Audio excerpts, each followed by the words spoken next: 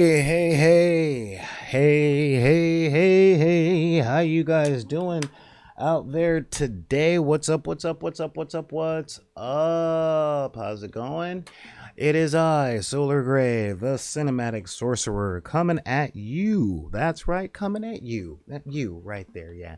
Coming at you from the Wizard's Tower. And from the Wizard's Tower, today we are going to be talking about some really cool stuff. So, welcome to Buster Recap. Buster Recap, of course, this is the show where we talk about some of the stuff that we've been watching. This is the pop culture review show. Okay, that's what we're doing. We're reviewing some pop culture, and so yeah, that's what we're doing. And I want to thank you guys for showing up. We're going to be talking about Harley Quinn because it is awesome. And I'm turning off my phone because I forget to do that every show. I swear, I'm just all over the place. Let me blah, blah, blah. All right, so as we're doing this, for those of you guys new, welcome to Back on the Deck Productions, and I am Solar Grey, the cinematic sorcerer, and we are going to be talking about a whole bunch of stuff. I'm going to be talking about one or two things, just one or two things that have been on my mind, but we're mainly talking about a cartoon. Ain't that fun? At least today. We talk about gaming stuff and pop culture. And when I say gaming, I mean tabletop gaming. We don't do very many video games here because I fell out of the loop. Check out the other stuff. But while I'm here, I have to have you guys head over. Well, how can I put this? We got a few bills to pay. So if you guys want to talk to me or any of that jazz, all you got to do is pull up your keyboard and send me an email over at backonthedeck@gmail.com. That's BACKINTHEDECK at gmail.com. Head on over to our YouTube channel, like, subscribe, share, push the button. We're trying to make the community grow, all that other stuff. And full disclosure, the YouTube channel is not monetized. So all we're trying to do is just get more people to show up and be part of this really fun community.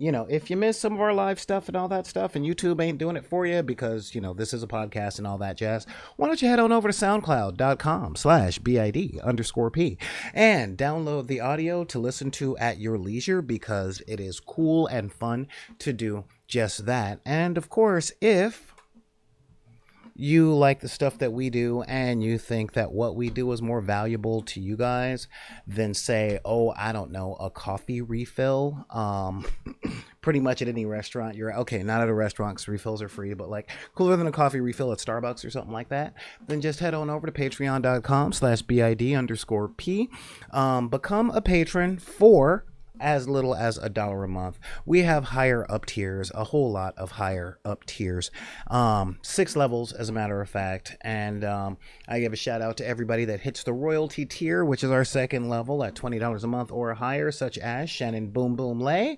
His Majesty Paul David Mansfield, and of course our ace in the hole, Jennifer Kroll. So thank you guys for showing up, for being here, and all that jazz. Now, so we're going to be talking about a couple of things today. One of the things that we're talking about is, one, how was your weekend? I know weekends don't mean nearly as much as they used to. I know that. But again, it's it's a little different. It really is a little different, but that's okay. We're inside the house. We're doing this thing on lockdown. We don't talk about politics here. We really don't. At least not exactly. We don't talk about a whole lot of politics. I'm not here to preach to you. Your ideology doesn't mean anything to me unless your ideology makes it so that other people who don't share your ideology just can't live their lives. That we're not cool with. But yeah, so I actually spent this weekend in sort of a media blackout. Yeah, I had to call it a day over the weekend because I couldn't do it. I was so tired, just so tired over the course of the weekend. So I decided to take some time off, do some thinking, go through My stuff, yo stuff, and all that jazz. And yeah, seriously speaking, like it's been a thing, hasn't it? It has definitely been a time. So I did some pre-production for this week's show, and I'm testing out a couple of things. We got a couple of new cameras, but we don't know if they're working. Like we don't know if they are the proper cameras. But big shout out to Justin Parker for the donation, which is awesome. Thank you very much, man. I mean that. Um, so yeah, over the course of the weekend, I was thinking about a lot of things, putting together the shows, things like gatekeeping, because I saw some stuff that I didn't like. We're going to talk about that tomorrow when we go over to the dark side of the room. But let me see if I can fix something here. Oh yeah, I gotta say what's up to our people over in NP City, because you guys are awesome. Haha, hey, awesome, awesome. I love you guys over in NP City because, well, hey, you guys keep us going. So we're just gonna go into that for eternity. And yeah, I'm trying to fix a little something here, just a little something here. Similarity, and there. Yeah, that's about it. Um, so yeah, that's one of those things. I wanted to talk to you guys and thank you guys for showing up. Oh my God, that's terrible. Oh God, oh man, do I have to fix that? I am not happy with some of my lighting here in the studio. Um, it's a thing. I'm always trying, if I can, to make things a little easier and a little there. Can you see my neck? No, you can't see my neck. Okay. It's the right side of my screen, man. I'm telling you, just this side over here, the left side of the screen, just never gives me what I want. Um, yeah, just again working on new lighting solutions, and stuff like that. So, you know, sometimes it works, sometimes it doesn't. It's a thing. This is going to be fun to edit. Anyway, so that was me trying to give you guys the best I could give. So yeah, we're going to continue on with the show. A little tired today, a little tired. And yeah, a little bit tired. Not up all night again, but like I said, I was thinking about a couple of things, and yeah, this has been an interesting weekend. So, um I ended up watching Harley Quinn, and that is one of the things that is one of my bright spots. So let's get around to talking about Harley Quinn, because that is some awesome stuff. So where we left off, for those of you guys that don't know, Harley Quinn is a character from DC Comics, originally written to be the Joker's girlfriend by Paul Dini in the Batman the Animated Series in 1992, and she's gone off to make her own stuff. We've been covering the show. We did season 1, now we're on season 2, episode 2. And in this one, since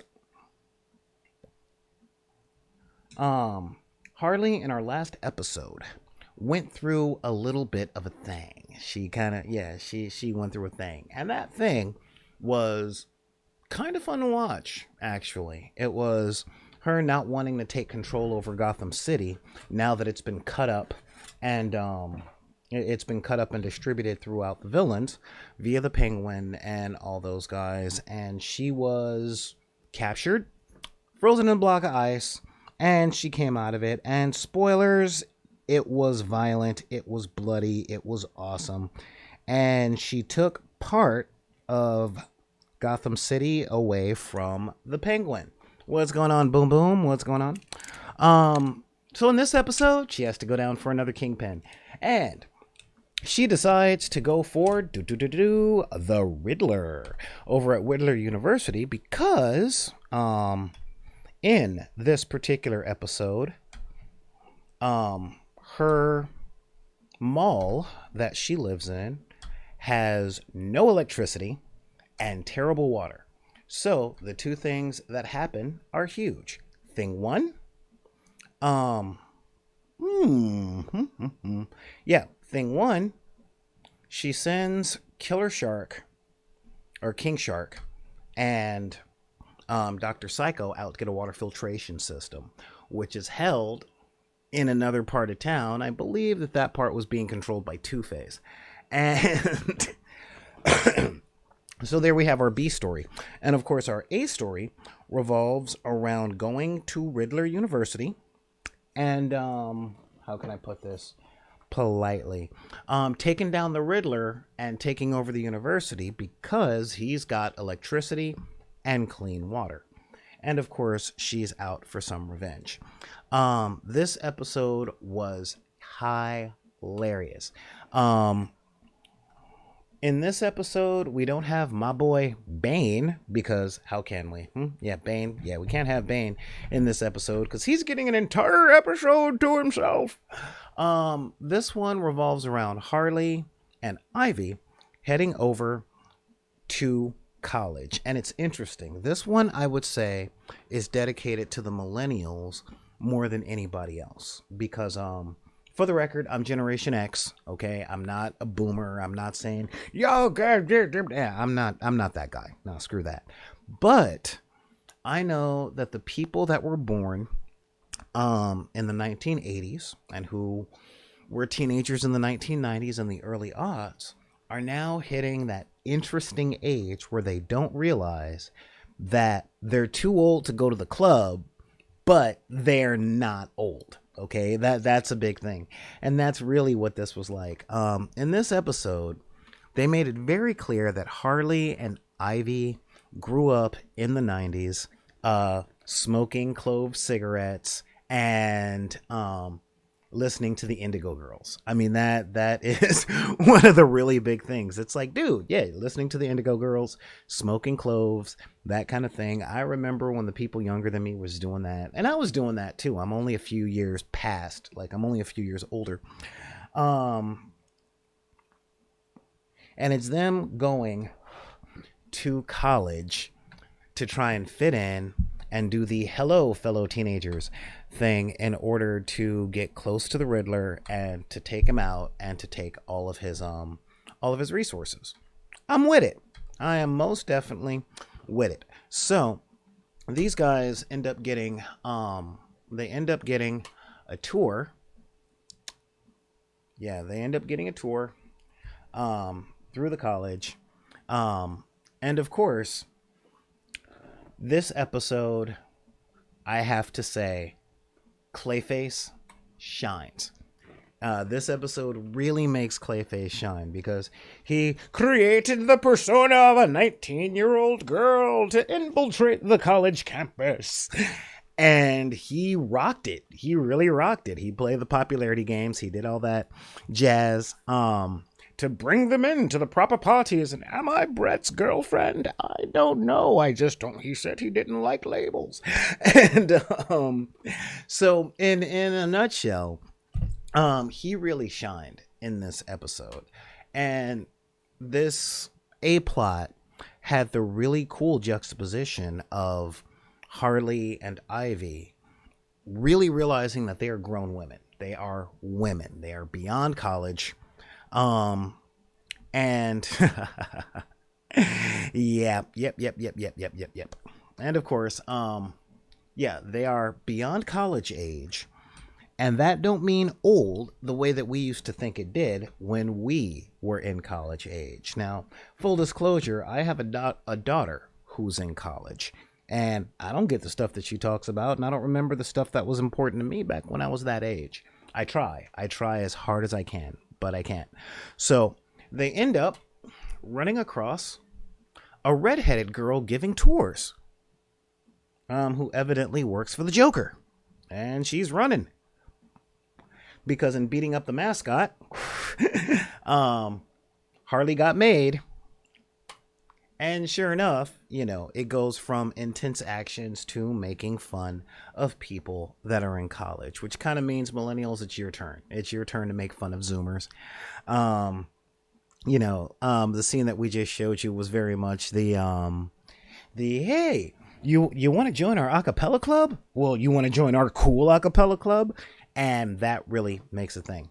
So in the college, we've got Harley and Ivy, who breaks in to the redheaded girl's dorm room, and for some reason, the art in this one tells a big story because we've got a redheaded girl who's agile, capable, and has pictures of Batman all over her dorm room.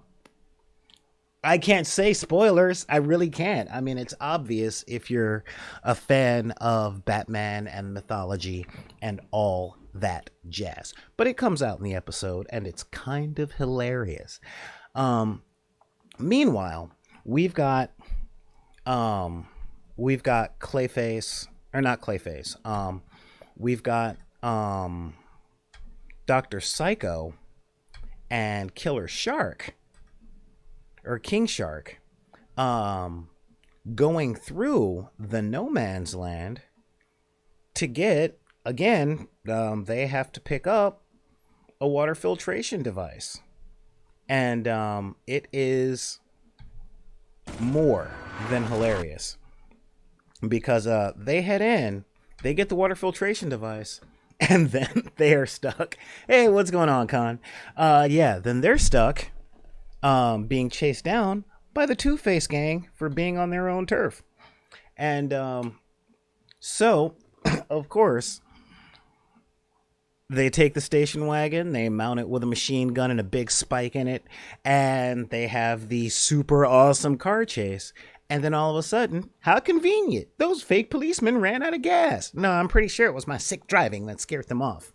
You idiots! They stopped following you because you left Two-Face territory. And they come across the Bane boys. Yes, Bane has a certain part of the city. And of course, oh yeah, sorry, it's Baneton. And these guys end up, in a fight with the Bane guys with their awesome super death card. But if you're on Bane's team, you get the Venom drug. So all of his people, especially the guards, end up being able to shoot them up with his super steroid, and that's how he keeps the peace. And it's super awesome, specifically because of the lampshade commentary that gets made. Oh, now that is fascinating. Yeah, it's interesting because of the lampshade commentary that ends up getting made from, of course, it's interesting because of the lampshade commentary that ends up getting made by characters like King Shark, because he is so the lampshade character. Of course, the scene opens up with a great, wow, this was a really easy way to get this kind of thing out here. That was a super calm walk through a post-apocalyptic wasteland. And of course, that's when it turns into the super secret apocalyptic wasteland that we think about. So, of course, so Harley and Ivy have to get into the popular guys' party to find out, or to try and make their way to the Riddler, because again, they're on the Riddler's turf. But if you're gonna run a post-apocalyptic wasteland type society, rule number one is to delegate everything, because if anyone has direct access to you, they take you out. They control everything you're controlling. So, of course, he's delegating everything. They make it into the party, of course. And then, it turns out the Riddler has been kidnapping people, kidnapping all the popular jocks, and making them run on treadmills to produce energy. And it is awesome, because really, isn't that what you do? I don't know. I mean, maybe it's because I was never one of the popular kids. I don't know. But if I had the muscle and the means, I'd be like, run on this treadmill. I need to play with my computer. I got an Instagram right now, So, it's a really big thing, and hijinks ensue. So this episode was honestly a lot more hilarious than I thought it was going to be, because this season is very clear that this season is about Harley being a leader and taking down taking down the other villains and taking over Gotham City. And I'm interested in finding out where the show is going to go from here. I had a few laugh out loud moments, I'm not going to lie. I had one or two laugh out loud moments, but how can I put it? Looking back on it, and the jokes were kind of there. The jokes were there. And they had some great moments. Ooh, sorry. No. Yeah, they had some great moments. But at the end of the day, it was still basically just another episode. Oh, I love this over here in the chat. We got a Tillicon said nope, going, yeah, they countered road rage with roid rage. That's exactly right. So yeah, the show itself, I mean, I try not to hold this standard like, well, you were this great last season. So yeah, no. I look at everything as it tends to stand on its own. So with that, I'm going to say that this episode as it stands, with the jokes, the action, the violence, this one gets a solid straight. This is a solid straight episode. Not a straight flush. Okay, not a royal flush, just a straight. It's a good episode. Some of the things I would have preferred was when we got the reveal at the end of the episode. Yeah, they had decided in certain parts of the episode to be like, all right, well, they're captured. They got that all is lost moment. And then someone came in with Mace in a costume, and they did some cool stuff, and it was cool. But I know I'm going to sound like an angry white guy, but Barbara helps them save the day, but the way that they illustrated Barbara was too new. And the newness in Barbara as Batgirl was very... I don't want Batgirl in this show to be the Batgirl that I love and that I know, former Oracle and all that stuff. I realize that everybody begins somewhere. Batman began, Superman began, all that stuff. And I also understand that this show is essentially the world through the perspective of Harley Quinn. Okay, and I'm putting this out there right there. I understand that. I get that. It's just I have a very hard time kind of looking at the show where a lot of the characters that I've adored from Batman are looked at by Harley through her perspective in such a negative manner. That's one of my big things on this one. If I had to say something negative, it was this show really treats Commissioner Gordon badly. And again, I understand it's showing things through Harley's perspective, not Batman's, not mine, but this is all Gotham City through the narrative of Harley Quinn. So I get that. Yeah, it's just a matter of such a beloved character sees the other characters that are so beloved with such contempt. Kind of sits bad with me. But even through that, this show still gets it straight. So I mean, just think about that. This episode gets it straight. And of course, we end the episode with a tiny bit of a spoiler for those of you guys that are in the know. Because so far, Batman is still gone. But I mean, look at that. Commissioner Gordon it's terrible. But again, so yeah, all in all, the show is good. I'm not going to lie. It's a good show, and it was a good episode. As I said, no show is perfect, so there's always going to be something that sits odd with me. And again, I'm just saying it sits odd with me. It doesn't mean the show is terrible, and it doesn't mean you're terrible if you like that perspective. I just don't agree with it. Ooh, how terrible is that? Um, Now, one of the other things that hit me, and this is something that I really have to put out there, especially since I put these episodes on YouTube after all is said and done. And that is when I put these episodes on YouTube, there are a lot of people on the internet that see that stuff. So I really have to put this out there. Just because I don't agree with your point of view on a piece of popular fiction, I'm not judging you. I don't know you. We haven't met. So I don't know what you are as a person, but I can like something that you don't like and it doesn't make me a jerk. And you can like something that I don't like and it doesn't make you racist or sexist or anything like that. This is, that's just one of those things. Here we have conversations and we have dialogue. We don't debate and we don't get involved in debates publicly.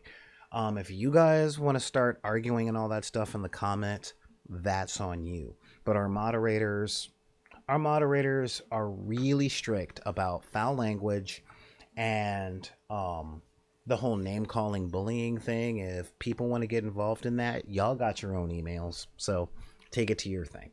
But if you want to have a real conversation about the composition of the work and the writing and all of that stuff from an intellectual point of view that doesn't have judgment or name calling, or if you're not arguing to win, then have a discussion. That's where we sit, and that's everything this channel is about. I just want to bring talk, and anyone who does anything like, oh, so much for the tolerant left, or that's what you liberals do, that's when you're deleted and banned. That is where we sit up. And I'm compelled to say this because I don't like doing any action. I don't like enforcing any rules that people aren't aware of. Okay? It's really one of those things. I don't come from a place of ignorance of the law is no excuse, but your excuse for the action that you took does not negate the damage that your action could do. And I'm not about damage. I'm about us coming together, finding the stuff that we agree on, and having a great time on the stuff that we agree on. It's that simple. But sometimes conversations need to be had. And they're conversations, not judgments. So you don't have to fight for your soul here. And if you think that you have to fight for your soul and your message for fighting for your own identity, sorry, we don't do that here. We don't argue for theater. This ain't about winning. This is about liking our lives. Anyway, let's check out what's going on in NP City over here. What's up, Deck Mob? Oh yeah, we got freaking Attila Khan going. If they want to talk politics, he has such sights to show you. And that is true. That is true. Just head over to the Metropolis page that we here at Back in the Deck are part of, and that is where we talk about those things. If you guys are new to the channel, that's what you guys can do. One of the big things that we push here are time and place. Okay, there's a time and a place for everything. Right now, here and now, is not the time to talk politics and to yell about your values and to have these passionate conversations about who you are as a person that are masks behind subjects. That's not here. Okay, you want to talk about politics and have discussions on that, head over to the Metropolis. Those guys are awesome. And I am part of them, and I get involved in the conversations from time to time. So that's where that is. Speaking of politics, I'm only going to say this. I don't like the way that things are going right now, and that's where I'm going to leave it.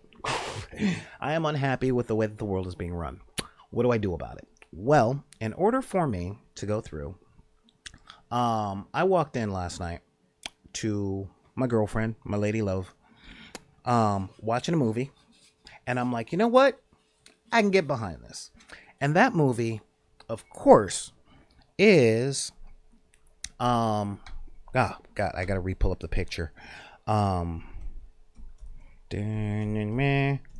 yeah, is the 1993 production of Dave.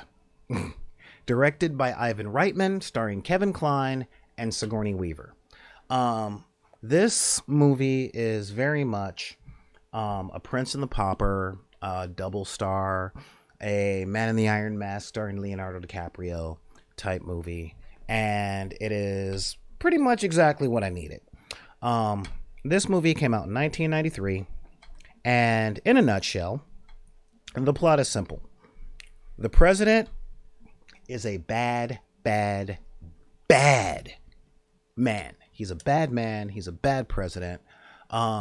He gets involved in campaign finance, tomfoolery. He has a vice president that's a good dude, but he frames the vice president for the campaign finance tomfoolery, sends him off to Africa. And he runs the country poorly, and he doesn't think anything about the people, the laws. He's just about lining his pockets and keeping his power. And he gets a stroke. The dude has a stroke. And so the chief of staff decides, you know what? It happened in private. If we can find a lookalike, then we can put in the lookalike. He'll be our puppet. We don't have to give the presidency to the vice president, and we can go about business as usual. Enter Kevin Kline playing a dual role between the president and the man who replaces the president, who fantastically literally runs, he runs a temp agency. He gets people work. That is what he does.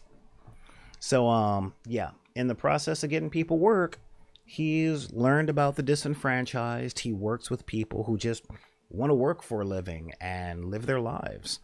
And so, honestly, he's a good man. So, hang on. Let me just pulling this up from movieclips.com.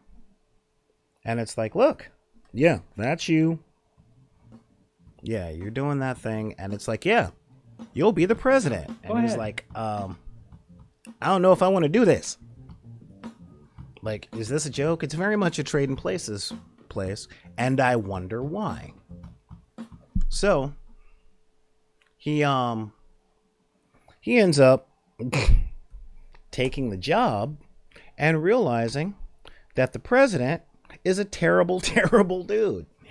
And the movie has a great turn. It has a great turn with, no, it's not the Corona, all right? I'm a chain smoker. There's a great moment where the president, or the acting president, wants more federal funding for a homeless program and a work program. And the chief of staff says, well, that's going to cost this many billions. If you can find that in the budget, if you can cut the budget and adjust it to that, you can have your homeless program. But he said it in a very sarcastic, dismissive way of, you're not going to do it because, there isn't the money. And of course, as the president, he's like, well, these people they have a government contract and they haven't finished the work, so we're not going to pay them until they finish the work. So there's that money from there. Where's this money coming through? And he finds the money, and the chief of staff is like, no, this dude's got to go. This dude has got to go. And so, yeah, at the end of the day, there's a great scene between Kevin Kline, the president, or the president and the acting president, and the first lady, played by Sigourney Weaver. And the first lady is no dummy, which is awesome. They didn't let her in on the loop, and she figured out some stuff. And when she figured it out, she has a confrontation with him, and he's like, okay, you're the first lady. They didn't tell you. Tell you what, I'm gone. I'll show you where the president is, and the president is in a coma. And he's like, yeah, I know I'm not the president. I'm not this. And they have a great conversation.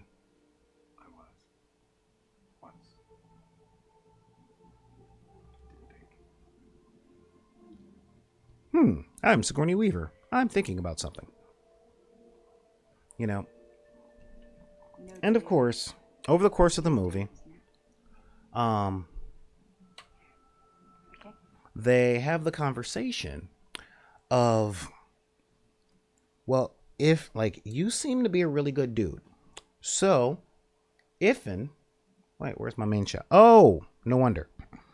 Sorry about that. Yeah. They have the conversation of, you seem to be a really good dude. And if you were to stay, is there more you'd do? And he's like, yeah, there is. You know? And so he launches a Every America Gets a Job program. Why? Because he runs a temp agency. And he clears the name of the vice president. You know? But of course, politics being what they are, you know, things don't go well. It's a great movie. You can buy or rent it on Amazon Prime or on YouTube. And yeah, you know, it's a feel-good movie. It's kind of a comedy. You know, it's a dramedy that was made back in 1994. And you know, if you're noticing that you're a little too old to be at the club, give the movie a shot, because one of the things about being a little too old to be at the club is that when we're doing this, when we look up and we're like, you know, I'm not really into modern music and all that stuff, it's because we, through no fault of our own, and most of the time against our will, have become adults. And I went through this about 15 years ago. 15 years? Yeah, I would say 15 years, when I noticed Tool had put out an album that I liked, but it was getting no radio play. And, you know, I asked myself the question of, whatever happened to that hip hop artist that I liked a long time ago? And, it turned out, it turned out that it didn't quite work for me. It turned out that the hip hop artist that I like had retired a long time ago, and a whole bunch of people came up, and I never heard of them. So I'm like, okay, well, hey, you know, I'm a little too old now, and that's cool. Now I'm at the point where I don't even know where to go to find out how to do all the new dances, because I don't think about it. I don't keep up on it. I don't care. I think about other stuff. And that's a thing. And it's one of those things that it's not coming from a place of judgment. It's just, there was a book I read, God, 20 years ago. And it said, just like the fourth helping of the amazing dessert, as wonderful as it was, I've had enough. And that's all. There ain't nothing wrong about that. And if you haven't had your fill, that's cool too. You know, it really is that simple. And yeah, so that's the whole thing. But that means your taste has changed. Your life experiences have taught you more, and you're seeing with different eyes. This is one of the reasons that I do retro reviews, because there's a lot of stuff that I saw when I was younger that didn't touch me that actually touches me a little more now. What was it? I had to check out a couple of things, and we'll be talking about that on a few episodes, because I want to do more retro reviews now that we are sitting up in quarantine until further notice, because nobody knows when we'll be able to go outside again. So yeah, this time I watched a political drama. I'm thinking, and I'll put this up in Patreon, yeah, because, you know, they're the ones that get to decide a lot of the stuff that I get to watch. So yeah, I'm thinking that I might ask the question of which movies from my childhood, some of my nostalgia, that I want to take a look at. I'm not sure which ones. I've got two or three going down. I'm kind of stuck between Labyrinth, The Neverending Story, and Rankin and Bass's The Hobbit, which was the cartoon featuring the musical stylings of one of my favorite goats. If you guys are patrons, head on over and participate in the poll. If you're not, then send me an email and I'll take your suggestion into consideration and we'll see what's up. So I want everybody to have a voice, but some people get more voice than others. I can't stand capitalism, but I'm stuck having to live in it. And now for our final segment today, I want to talk with you guys about something that's been bugging me a little bit.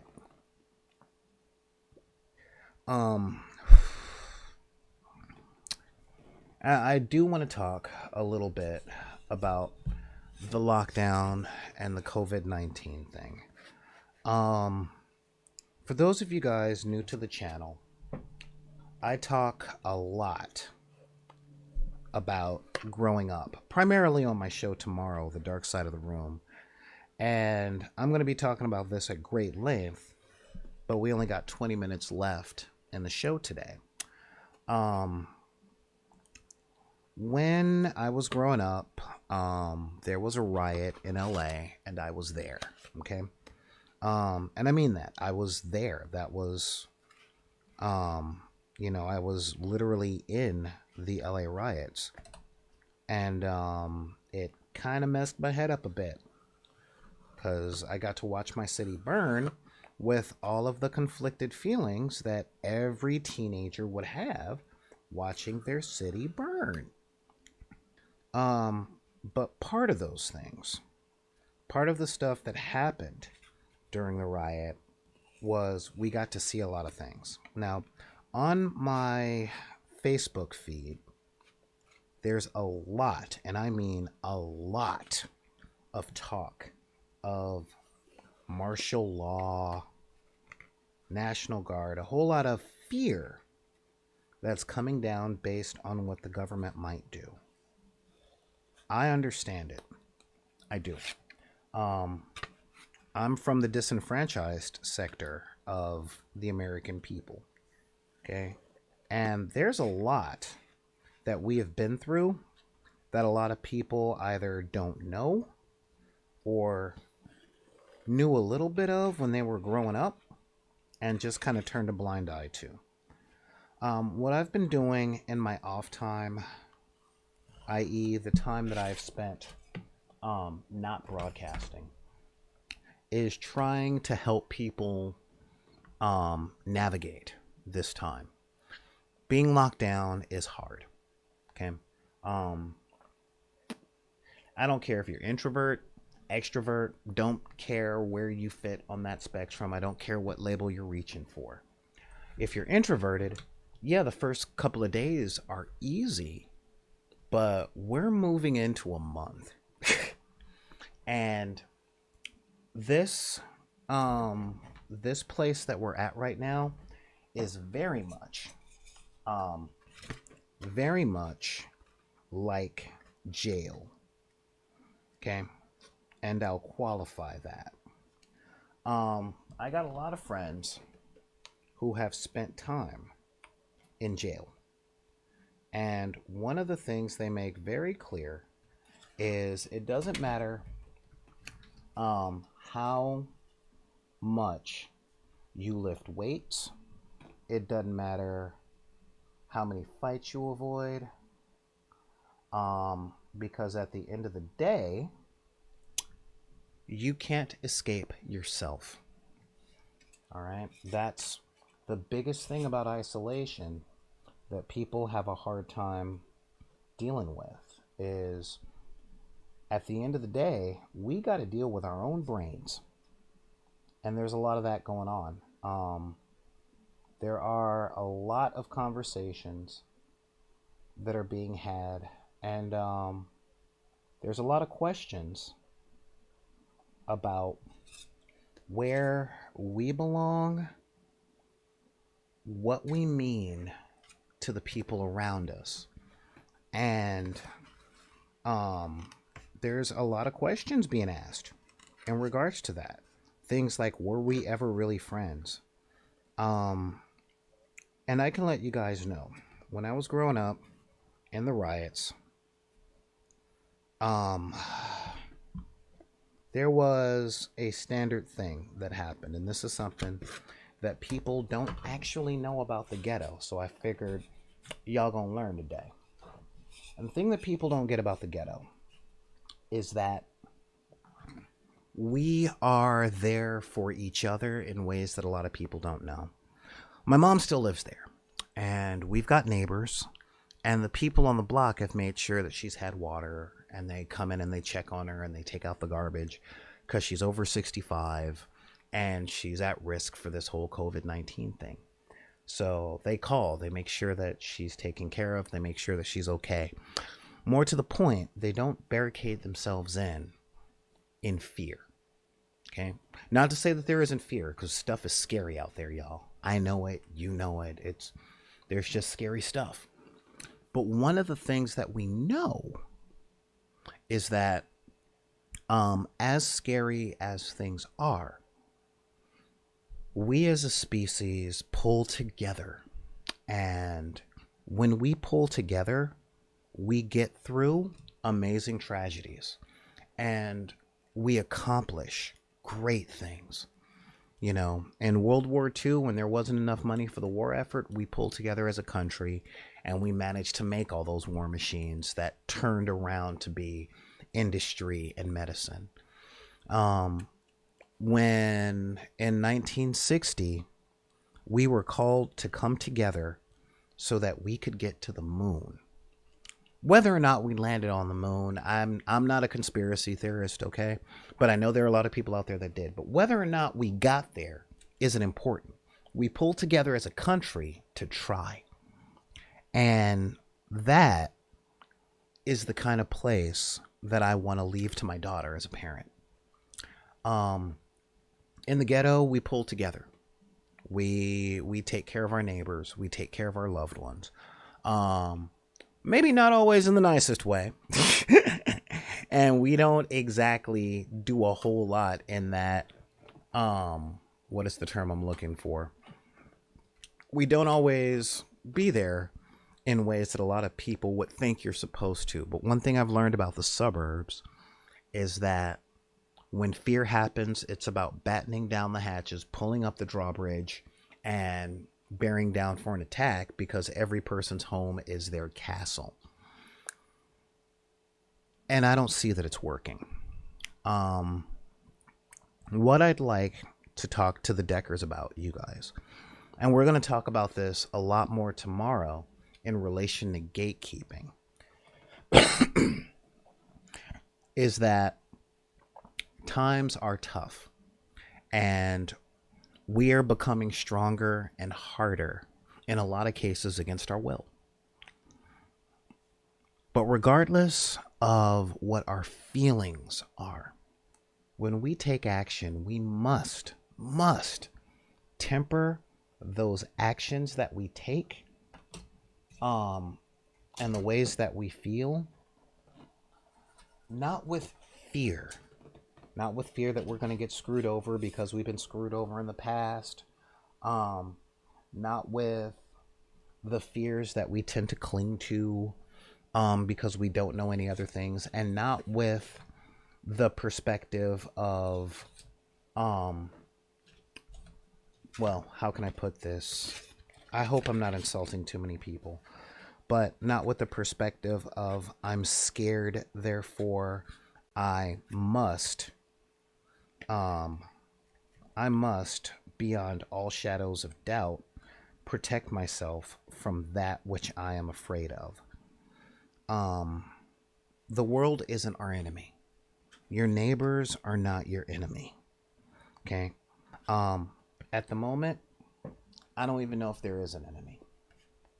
But one of the things I'm going to tell you guys right now, as the head decker, as the prime decker, as the dude who created this community, is that you aren't being judged. Okay?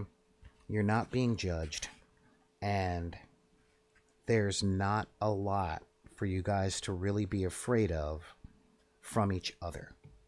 Now, there are people out there that would try and judge you and, try and pull the same kind of high school buggery that I'm against. Okay? There are lots of those people. The thing is, those people aren't going to be there to lift you up and hold you up. But it doesn't have to be a transactional thing. I believe, and I don't have that many beliefs, but I believe deep down in places I don't talk about at parties, that we can be there for each other, and that there aren't as many people looking to get over or screw over or take and not give as we've been led to believe. So I just want you guys to think about that. Having compassion in times like this. I know it's difficult. I know it's exhausting. I know it is more uncomfortable than most things that we've ever had to ask of each other, and more uncomfortable than things we've ever really been asked for. But that is not the same as impossible. Okay? Look out for each other. And understand that everybody is afraid. Most people are out of bandwidth or spoons or emotional fuel. And a lot of the things that we would normally do to refill our tanks aren't available. This is coming from a textbook extrovert, guys. But that doesn't mean that there's no hope. It just means we have to do things a little differently. We have to do things that we've never tried before in order to refill our tanks. And we have to really understand why we feel the way we feel and be honest about it. We've got a great opportunity to take a few steps closer to being the types of people that we want to be, and to building the type of world that we want to build. Not the kind that's always been. Okay? I talk to a lot of people, and I get it. I don't know very many people who haven't been screwed over or lied to so many times they don't know what's real anymore. I understand. I'm exactly the same way. But when people tell me, well, that's the way it's always been done, I ask two questions. One, okay, but are you happy? And two, and this is my big one, is that the way you want things to be? It's tough being an adult, especially when you're in your late 20s and early 30s, because it doesn't feel like you're an adult. Being an adult doesn't feel the way we thought it would when we were growing up. But that doesn't mean we're not. It really doesn't. It just means that we were incorrect in our assessment, and now we have to take a look around. I spoke to a friend of mine a long time ago, and I told him, congratulations for being a hero. He was going through a complete life change. His family members were dying. He was going through a divorce. He had a kid on the way. And he kept getting up for work every day and doing what he could to be as good a husband as he could during the divorce, to not be spiteful. And he always kept the welfare of his forthcoming child forward. And I said, congratulations, man, you're a bleeding hero. And he's like, it doesn't feel like I'm a hero. And I asked him, what does being a hero feel like? You know, if you're so quick to say that it doesn't feel like I'm a hero, it doesn't feel like I'm an adult, it doesn't feel like I'm doing this, it doesn't feel like this is good. I flashed to David Bowie in Labyrinth, where Sarah would be like, it's not fair. And he literally looked away from her, walked away from her and said, "You say that so often. I wonder what your basis for comparison is." You know, so if you think that you don't have the power of being an adult, what's your basis for comparison? you know, ask yourself what your basis for comparison is. Again, things look dark out there. And this is not the adulthood that we thought we were going to get. It's not the adulthood that we were promised in the least. But what's our basis for comparison? Just because it doesn't feel like you're an adult, just because it doesn't feel like you have power, it doesn't mean that you don't have power. It doesn't mean you don't have choices. A lot of the times, the choices that we have range from suck to blow. But that doesn't mean we don't have choices. It just means sometimes we don't have better choices. And we got to accept that. That's just part of being an adult. I don't like it, but I accept it in the same way that you have. And I'm going to make this clear right now. To accept something does not mean to condone it. Okay? It means to not deny it. It means to recognize it for what it is and make decisions accordingly. That's how we don't go nuts. Okay? I like to make metaphors. One of the metaphors I gotta make is auto repair. When you have a flat tire, you have to accept that the tire is flat. Why? Because if you deny that the tire is flat and you start fixing something else, it's not going to fix the problem. You got a flat tire. Or if your transmission goes to crap, you have to accept that you need a new transmission. You can't start working on the tires.